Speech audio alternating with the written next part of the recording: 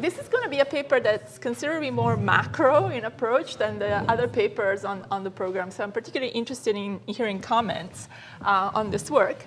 And so I'm going to present a paper on the gender unemployment gap, talking both about the trend and the cycle properties of this. And this is joint work with Ajgul Shaheen, who is my colleague at the New York Fed.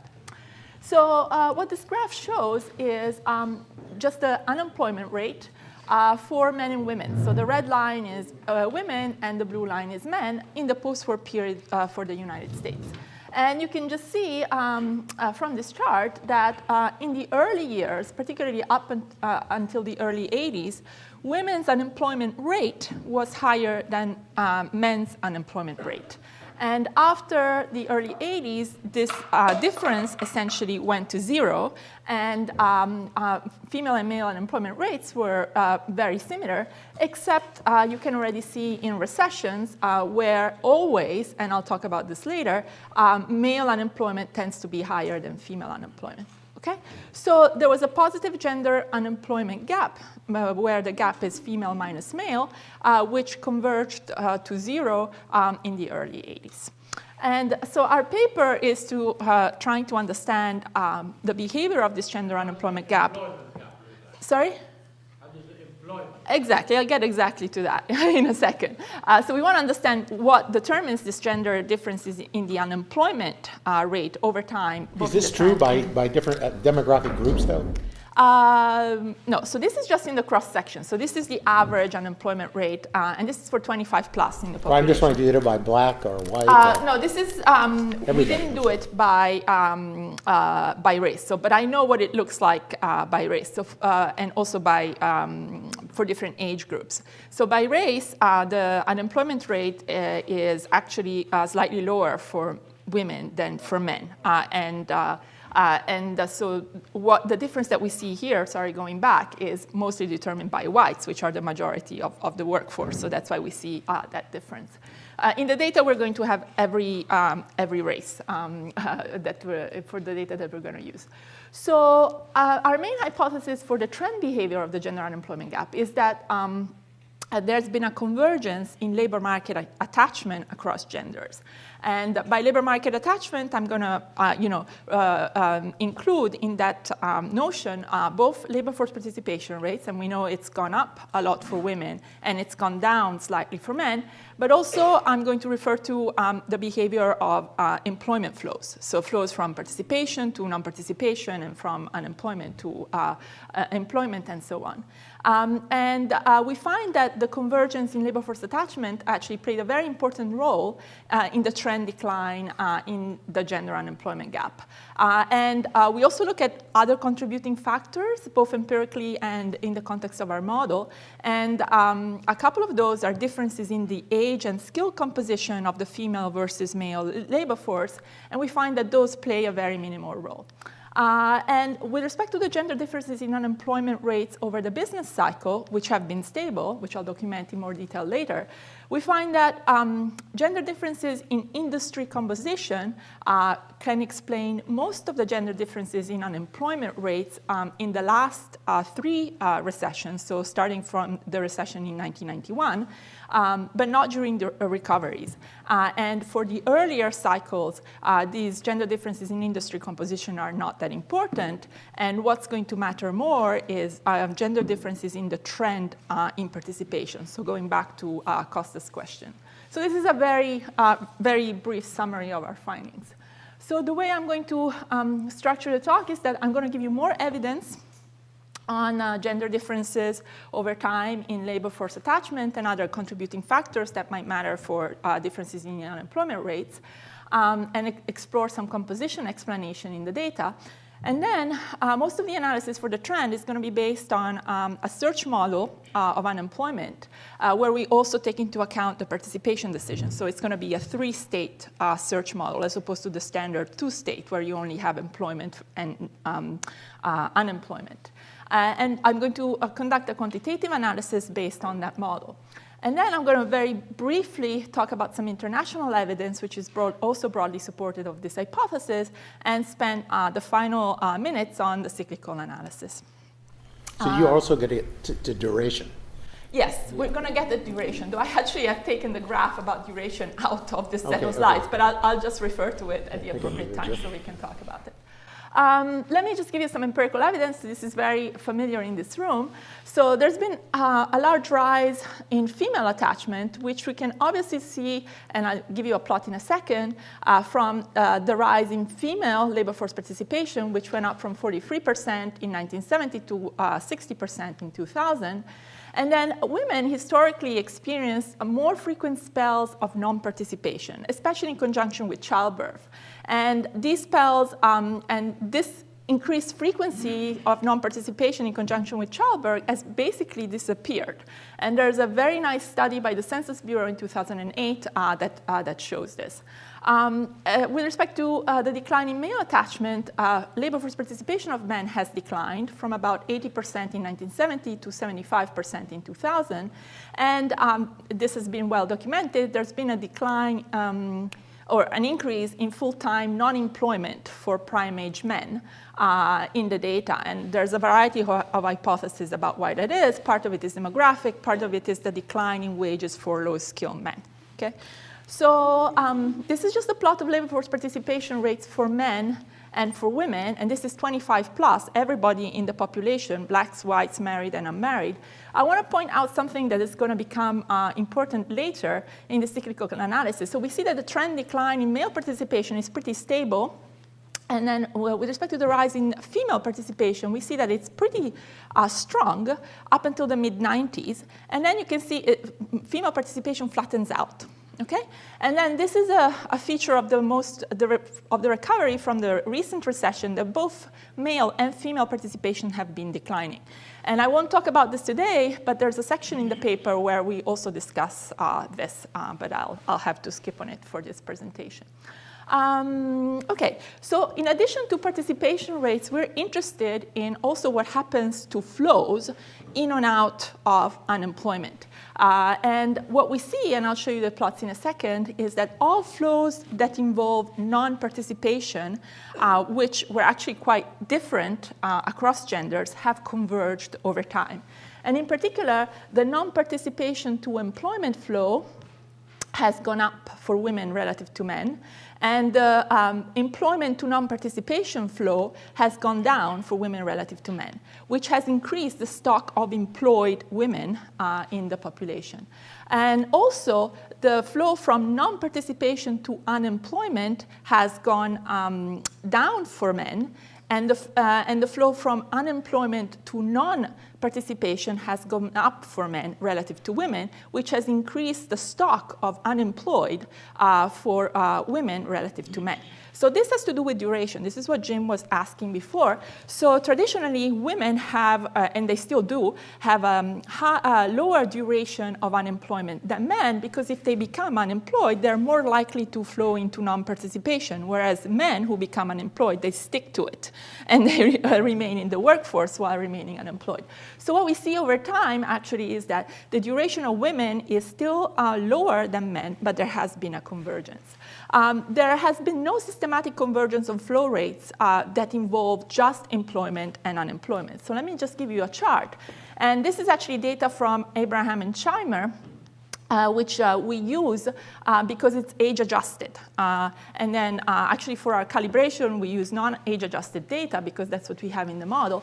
But these are all the flows that involve the non-participation decision. And this is the E to N flow. And you can see that women are more likely to go from employment to non-participation, but there's been a convergence with respect to men. Similarly, this is the NE flow. And again, here we see that women are less likely to flow from non-participation to E, but there's been a convergence with respect to men, and similarly for the UN flow and NU flow. So if you do these by education, what do you find? By education, actually, you find that low-skilled workers are more likely to flow into non-participation relative to high-skilled workers, whatever the gender.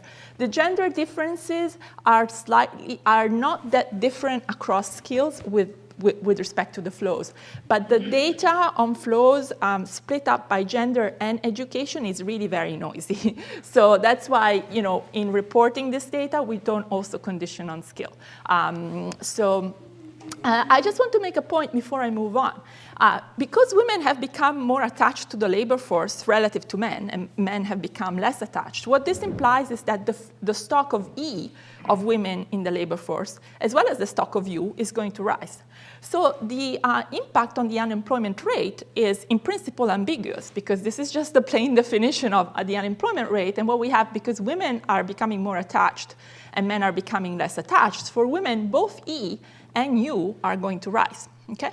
And so what happens in the US data is that what we see is that E rises more than U, so E to U actually goes up, and this reduces the unemployment rate for women. Conversely, men who are becoming less attached, both their E and U fall, but their E falls more relative to U, and this actually increases the unemployment rate. But the relation is not obvious. Yes? Why do we care about unemployment? Yeah, that's a very good question. So what does the unemployment rate tell us? Well, so in macro is seen as a very important business cycle indicator. It's also a measure of a misallocation of resources in a way, because you have some people in the labor force who state that they would like to be employed, but they cannot find employment. So you can see it as a measure of misallocation. Just to refer you to, since Jim hasn't already done it, to an old Flynn and Heckman paper. There doesn't seem to be much of a difference in the term, in whatever you label, the kind of flows in and out of work, are kind of independent of whether you label yourself as yeah, so out of the labor force or. Like I said, minorly independent. Sorry?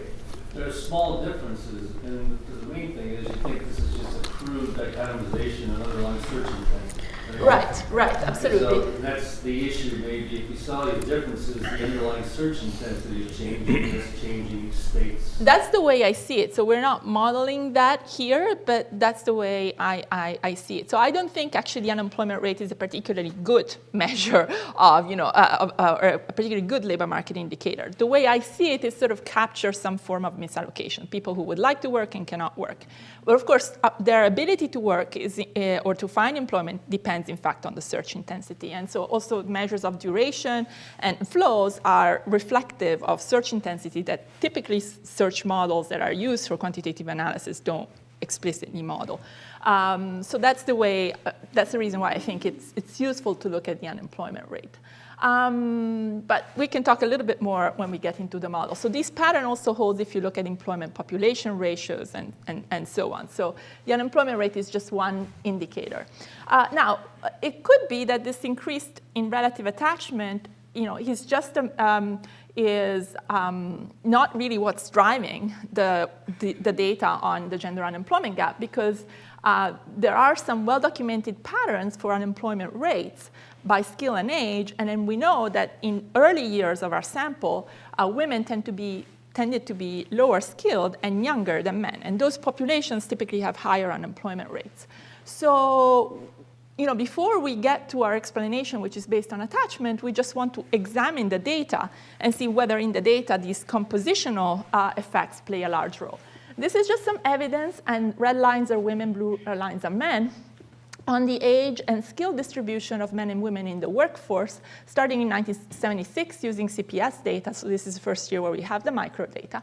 And you can see that women were younger, this is the average age in the labor force, than men, then they catch up. And then women had lower average years of education than men, but you can see here in the early 90s they catch up, and now actually they're on average more educated than men in the workforce. So one way to get at this composition effect is to just run a counterfactual. So if we look at, for example, average unemployment rates of women at a particular point in time, that's the product of unemployment rate for a particular bin of women in the population times the weight of that bin, where that could be an age or an education bin. So if we give women the same distribution than men, we can compute a counterfactual unemployment rate and assess the relevance of different compositions by skill and age. And so these are the age groups that we use, and these are the skill groups, basically 4 basic educational groups.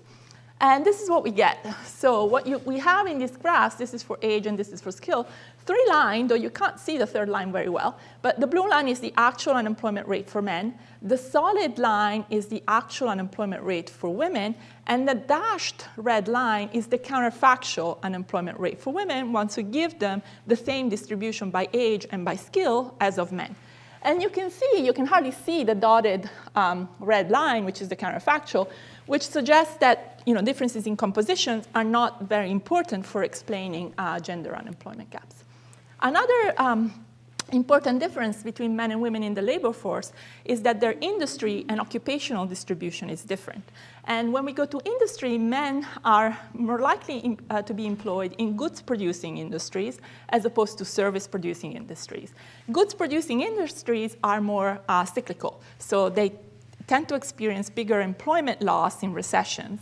And so one possible explanation of higher female unemployed or differences by gender in unemployment rates has to do with industry composition. So we do a similar exercise here, and the red line again is the counterfactual female unemployment rate where we give women the same industry distribution as men. And you can see that if we look at the expansions, where unemployment rate tends to be very low, the counterfactual and actual unemployment rate for women are pretty much on top of each other. But in recessions, you can see that giving women the same industry distribution as men increases their unemployment rate substantially and basically covers about half of the gap.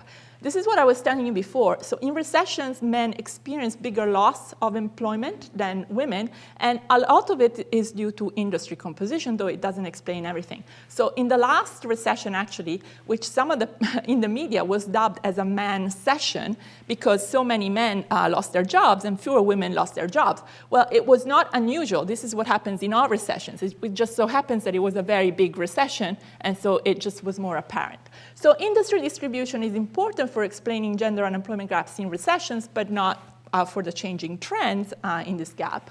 And if we do the same exercise for occupations, the pattern here is slightly different because women tend to have really high unemployment rates if they are employed in occupations that are mostly male. So once we give women the same occupational distribution as men, and men are predominantly employed in low-skill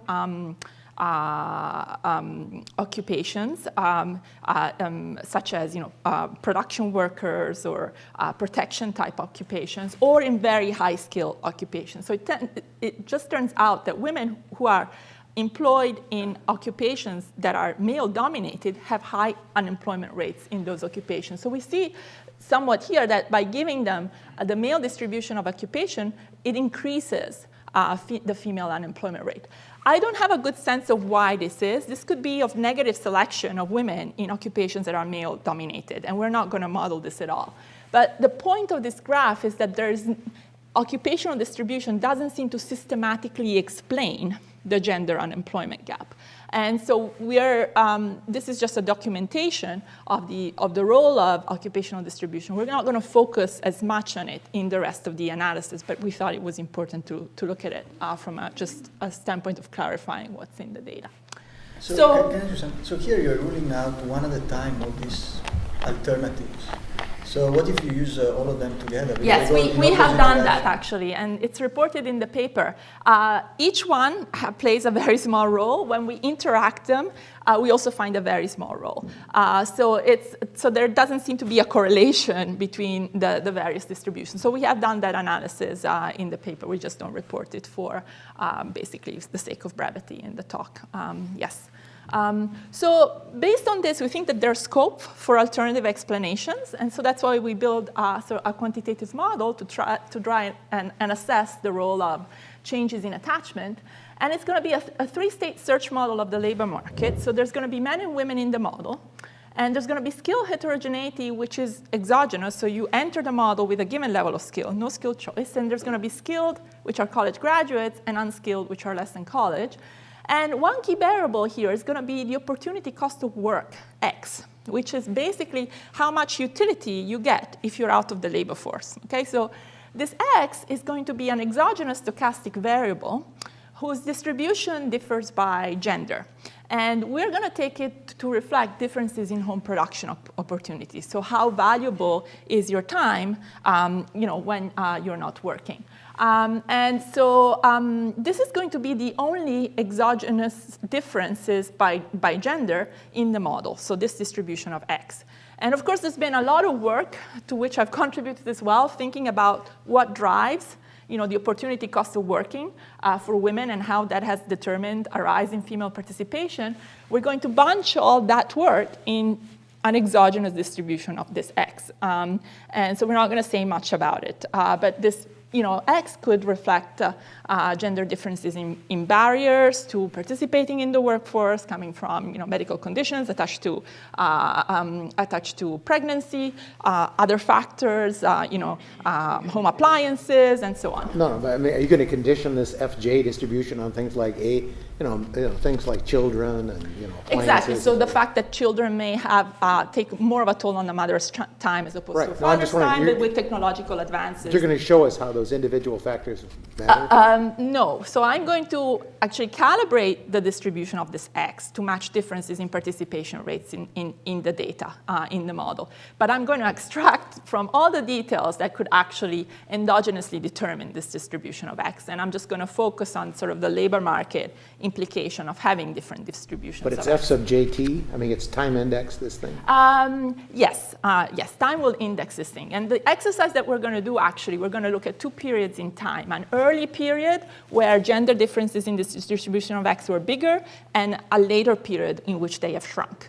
And we're going to look at the implications for unemployment rates. So that's the exercise that we're going to do. So this is going to vary over time. So one limitation here is emphasized in your interpretation of shocks is this should really be a household search model. Yes, absolutely. And looking at males and females in isolation when there's actually a shock, someone is going to have a spillover to the other. Absolutely, and I completely agree with that. And I was going to get that to the other big limitation, in addition that you're not choosing your skill and so on, is that we are going to abstract from households. So we saw the convergence in attachment, in particular the rise in female labor force participation. As we all well know, this is driven by married women, not so much by single women. So which suggests there was changes in the households that determined this differential behavior in attachment. We are going to extract that from that as well, partly because of technical difficulties and absence of data to really discipline the model at the frequency that we're interested in working with. But I completely agree that that's a big abstraction. And sort of the way we see this contribution is, let's see if we can get anything out of this channel. And if we can, then we want to work more on this issue with a richer model where we can get at that aspect as well. So I'm not going to give you a lot of details of the model, but so workers can be in one of three states. They can work, be unemployed, or non-participant. And you can see if they're non-participant, their flow value is just X. Okay? And if they are unemployed, they're going to lose some of their X because they search. And S, you can interpret this as the fraction of time that they spend searching for a job. Instead, if they're employed, they're going to get a wage. And they're going to lose some of their X because they're going to be working. And so the idea is that E is going to be greater than or equal to S. Okay? So if you're working, you're going to lose more of your X than if you're unemployed. And if you're out of the labor force, then you don't lose any of your X. You enjoy all of it. That's the flow values here.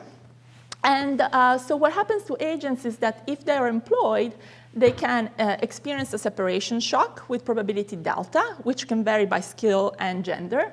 If they're unemployed, they may draw a job buffer with probability P, which may vary by skill and gender. And then in every period, each individual draws can draw a new value of their opportunity cost of work, X. So you draw a value of X today.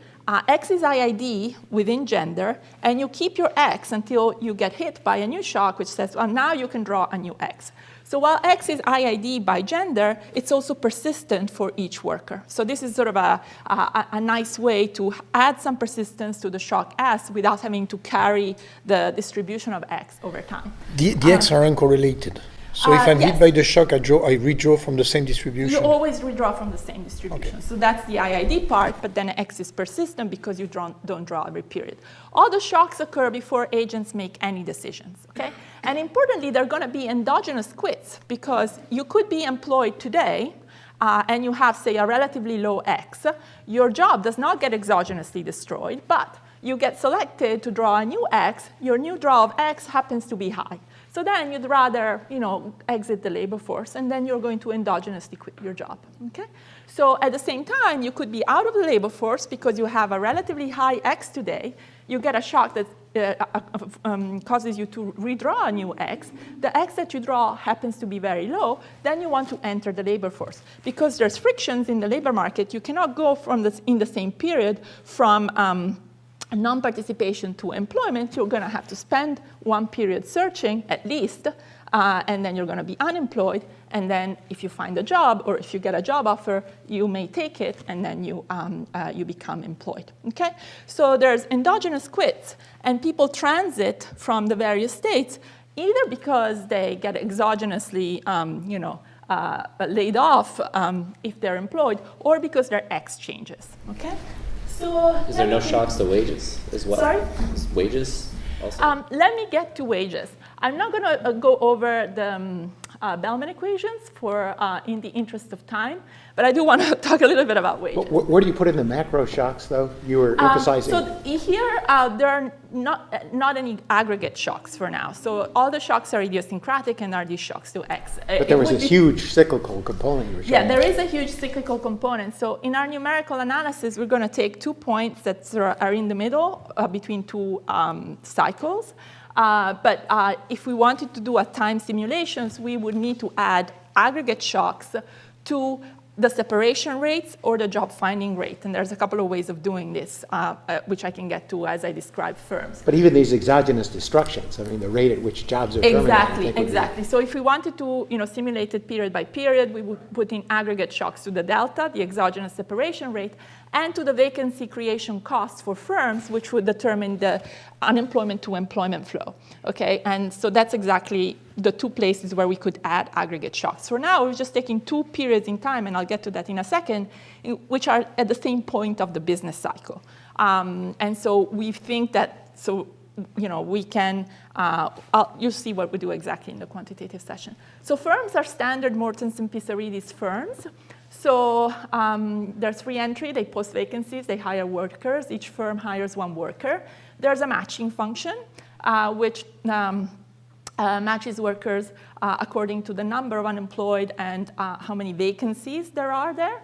And if a firm is matched to a worker, the worker produces in that period, and next period the worker may quit or the job may be destroyed. So the wage determination process is interesting for the following reason. So there are systematic differences across genders in quit rates. In particular, we're going to assume that women have a higher support of the distribution of X. So they're more likely to quit than men because they're more likely to draw a high X shock if they get to redraw their shock. So if you're a firm, it's costly for you to post a vacancy. And so when you hire a worker, you want them to stay on as long as possible. So if you know that a worker has a higher quit rate, that worker is less valuable for you than a worker who would quit less often. So the surplus from hiring a woman for a firm is lower than the surplus for hiring a man, given their skills. Okay? So labor markets are segmented by skills. So you see, skill levels, and they're just 2 separate labor markets. But we're going to assume that the opportunity cost of work, X, the individual one, is private information, whereas the distribution of X is publicly known. So if you encounter a woman, you know that the distribution of X is going to have a higher support than for a man. So what we do for men is that male wages are set by standard surplus splitting scheme, basically a generation of Nash bargaining under the assumption that X is private information. And then for women, we consider several alternatives. So in the benchmark case, we impose that firms be indifferent between hiring a woman and hiring a man, that they get the same surplus, which requires that in equilibrium, women of similar skill get lower wages than men because they have to compensate the firms essentially for the fact that they're going to quit with a higher likelihood. So when I'm bargaining with someone, I don't know their value. You don't know their X. So how am I doing the Nash bargaining exactly? So it's not Nash bargaining quite. I'm going to show you the actual equation in a second. But basically, if you have a relatively low X, you are going to get informational rents. So because you're somebody, so the firm is going to set a wage, which is going to be... So it's going to be like take it or leave it? Yes. Actually, it's a surplus splitting scheme, and take it or leave it is one point on the surplus splitting scheme. But there are always going to be informational rents for the low X people, conditional on gender. So you would be willing to work for a lower wage, but because the firm doesn't know exactly your X, you're going to get a higher wage because the firm is sort of targeting the average. Yeah, it's going to be an average surplus over the skill and gender population that you could potentially be hiring people from. Exactly. Stefania, when you say hiring, are you talking about hiring someone who was previously unemployed or hiring someone who already had a job? No, this is hiring unemployed people, because when you're in your job, so you negotiate your wage when you're hired, and then provided you stay in that job, your wage remains constant. And then, if the match dissolves between firm and worker, the firm will go, post a vacancy, try to hire somebody who's unemployed, and then a new wage is going to be renegotiated. So the only reason why I quit is that I drew a new X and I don't want to work. But it's not that I'm aiming at a higher wage. No, there's no on-the-job search. There's no on-the-job search yet. I don't guess quit that's from what I job want to to job. say. I just quit to non-participation because I get a high job. Or I could be laid off if I get a delta shock. So we look at alternative wage setting mechanisms. Is it differ by occupation, the probability of quits? Because you could think really firms in different occupation offer contracts to screen people. So well, here I don't have occupations in the model, but I do have different skills. And women in high skill, who are high skilled, have lower quit rates than women who are low skilled, which is consistent with what we see in the data. And so so this is as much as the model can replicate. We don't have differences in occupations in the model. But so we look at alternative wage setting mechanisms, and none of the results depend on this. So we actually do the analysis for a different 3 other wage setting mechanisms for women. And this is not crucial, the particular wage setting mechanism. Going back to Chris's question, so this is exactly the surplus splitting scheme. So it's a generalization of Nash bargaining, where gamma is the exogenous, surplus splitting weight, and I'm just basically taking an expected value over the people who, are unemployed now, but I don't know their individual X. Okay. But that's over the whole population distribution of the X? No, that's sort of like a that's on the distribution of people conditional on their being unemployed. It's actually over the labor force that I could be confronting. So I know who the marginal right. X I mean, were. But the expression looked like it was just the marginal. Yeah, no, this is just that it's not properly written. So in the paper, there's actually the whole equilibrium wage determination, which is a little bit more complicated than that. Just to go, so it's the distribution conditional on being unemployed. Right. Yes, Okay. absolutely. That's what it should be. Yeah, of course. So let me quickly get to the quantitative analysis. So the model is monthly. We calibrate it to 25 plus workers. And this is how we get at the cyclical part, which we abstract from it at some level for the purpose of the model. So we choose 78 as a base year. 76 is the first year for which we have data to which we can calibrate the model to. But it was in the middle of a recession. So 78 is the first point, which is the midpoint of 2 recessions. So it's sort of a neutral point from a business cycle standpoint.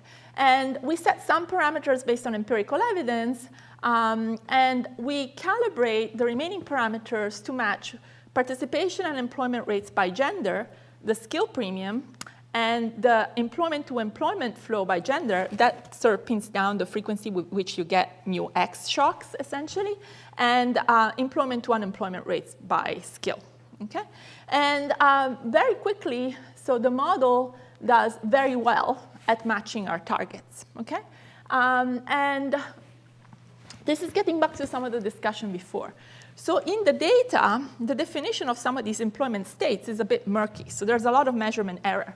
And in particular, so there are very well-known studies by Abad Zellner and Poterba and Summers that suggest that whether you're classified as U or N is subject to a lot of measurement error. So we are confronted with measurement error in the data, but we have no measurement error in the model.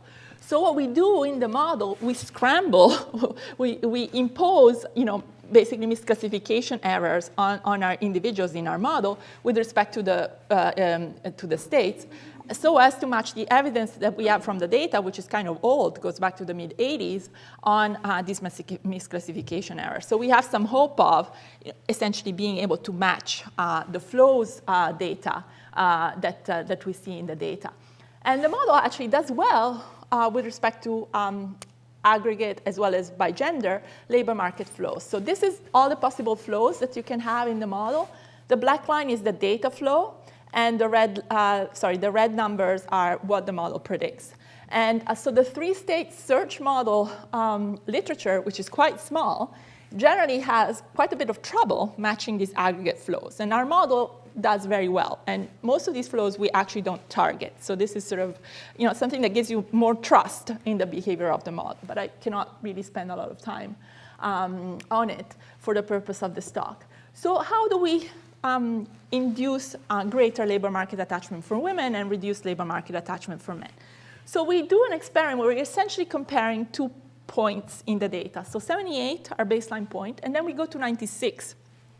So female participation stopped rising in 94, essentially. So 96 is a point where convergence had stopped in labor market attachments. And it's also a point between two recessions. So it's a midpoint between two cycles, okay? And so what we do to get at 1996, we change composition in the population by skill and gender. That's exogenous in the model, just reflecting the data. And then we match the skill premium in 96, which was much higher than in 1978. We match EU transition rates, which are the same for both genders. And then we change the distribution of X's by gender to match participation rates in 1996 without targeting unemployment. And then we see what happens to unemployment rates by gender. Okay? So this is an experiment where we're trying to see, well, suppose we match the change in participation for men and women. How far can we go in matching the convergence in unemployment rates for men and women? And pretty much, we can nearly fully account for the entire decline in the gender unemployment gap in this way.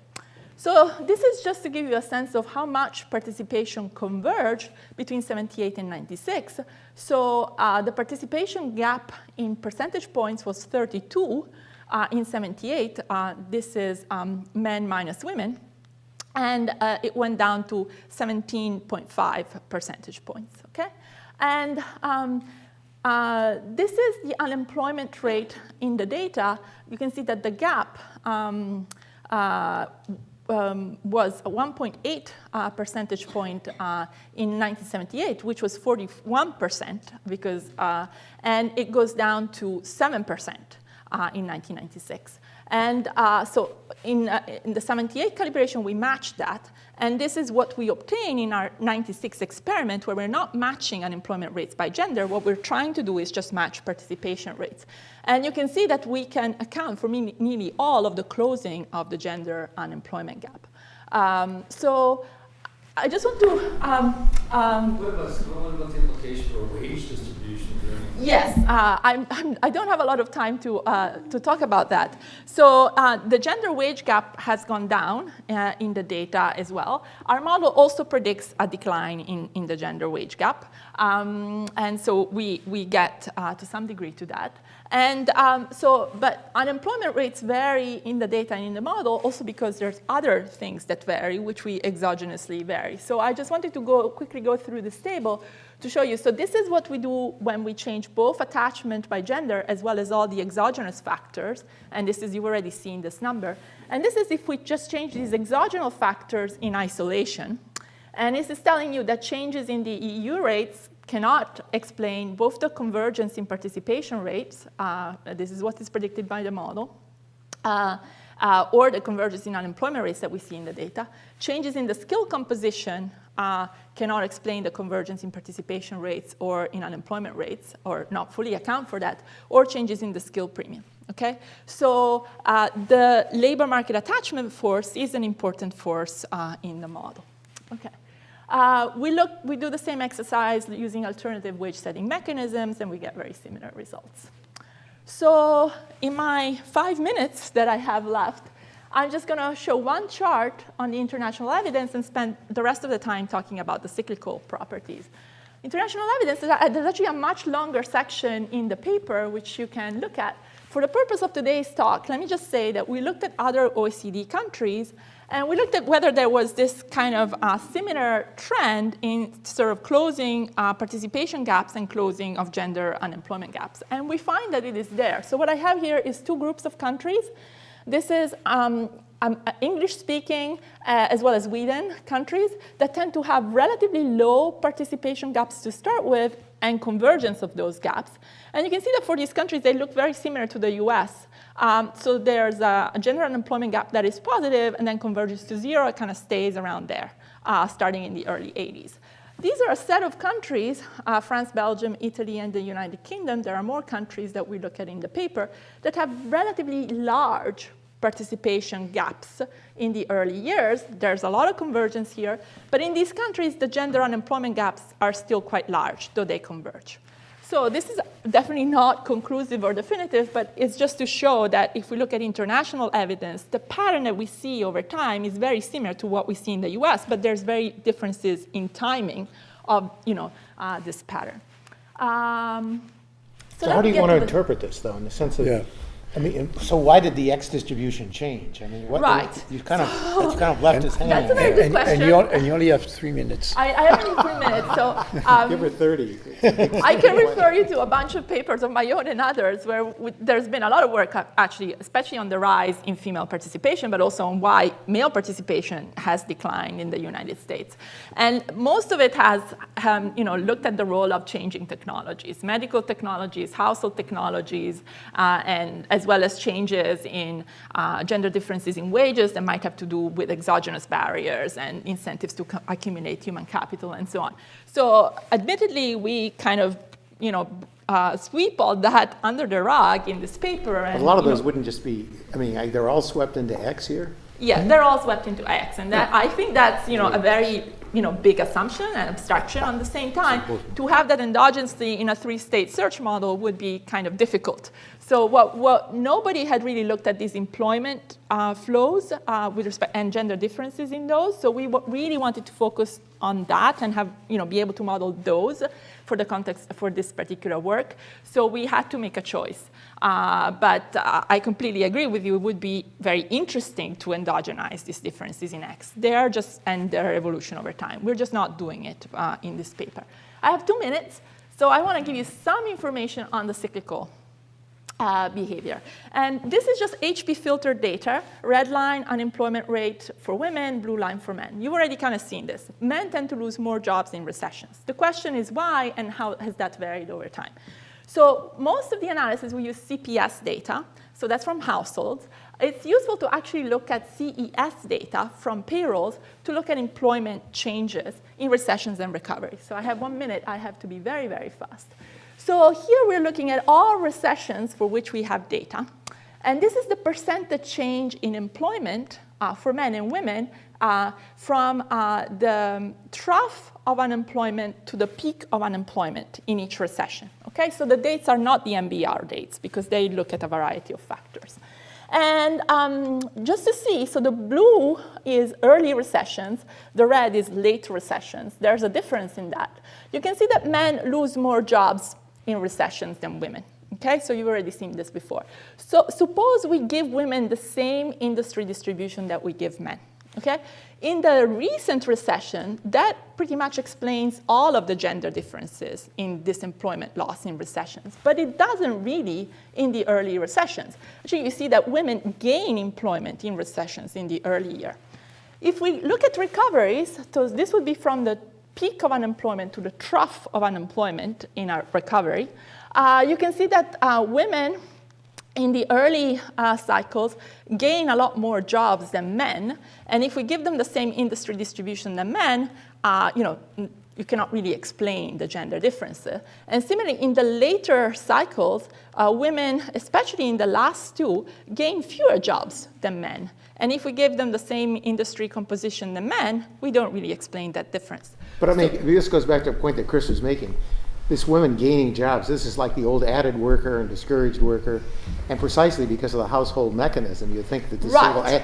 it's not like you're not giving us a mechanism for why Yeah, women so are I'm not getting giving more you a jobs. mechanism, but what I want you to do in the last 20 seconds that I have available is link these differences over time in the behavior by gender to differences over time in the trends of participation. So what I've done here, and I have to be very, very fast, these are the early cycles, 1970, 1975, and 81, 82. So the blue line here is participation rates. And this is women, and this is men. The red line is employment to population ratios, and the blue is just the unemployment rates. You can see, if you look at all these charts, you can see that female participation was strongly rising in these cycles. Male participation was slightly declining. And then women's employment growth was very strong in the recovery, and there was a lot of decline in employment for women in the recession, whereas for men, they lose a lot of employment. But the employment growth path for women was driven primarily by the fact that their participation rates were going up a lot, and that was the trend. Remember, female participation stopped rising in the early 90s. So let's look at the later cycles. Now, if you're a macroeconomist, you know these cycles very well because they're termed as jobless. These are cycles with the jobless recovery. So there's a lot of debate in the macro literature and policy world understanding why employment doesn't pick up after the recent cycles. If you look at, so this is a 91, 92 recession, this is the 2001 recession, and this is the Great Recession, okay? So look at women versus men. So women's participation was still rising a bit in the 91, 92 cycle, but then, look, it stops rising in the most recent cycles. And now women here look very much like men in terms of their participation growth. And look at the red line, that's employment change over the recession and the recovery. And so this is new. That's a difference that we see from the early cycles. Now we can do, and I'm going to conclude with this, a very simple counterfactual. So if we want to get at the role of the changing behavior of women's employment between the early cycles and the later cycles that affects their employment growth during recessions, we can do a simple counterfactual and suppose that look at what happened if women's employment behaved in the same way in these recent cycles, which have been jobless in the aggregate, as opposed to the early cycles. So if we give women the same behavior that they had in the early cycles in terms of their employment growth, this is the implication on aggregate employment. So the blue line is actual aggregate employment change in the 3 recent cycles, which have been jobless because you see there was a very slow recovery of aggregate employment. Now, if women had behaved in the recent cycles like they did in the early cycles when they had this strong trend growth in participation and therefore their employment was going strongly in the recovery, this is the kind of aggregate employment behavior that we would have gotten in this most recent jobless recoveries. So the point that I want to conclude here, and this is the last thing I'm going to say, is that actually understanding the behavior of unemployment rates or employment changes by gender, both in the trend and in the cyclical frequency, can actually matters for understanding aggregates in a very major way. And it's very difficult to distinguish trend versus cyclical behavior, for example, for women, because trends that in this case were present mostly for women affect the cyclical responses for aggregates. Okay? So this is why I think it's useful to look at unemployment rates or employment changes by gender. And so we're doing a lot of work on this with other co-authors actually to try and actually incorporate how gender differences in trend and cyclical behavior matter for aggregates. Because, and this is a parenthesis, if you're a mainstream macroeconomist like my PhD advisors up on Lakeshore Drive, they mostly think that all this work that we do on family decisions and, for example, differences in outcomes by gender, it's just a hobby because it's not going to matter at all for explaining macro aggregates. And I think it actually does matter a lot. So I think I wanted to finish with this graph to sort of make this point. Thank you very much.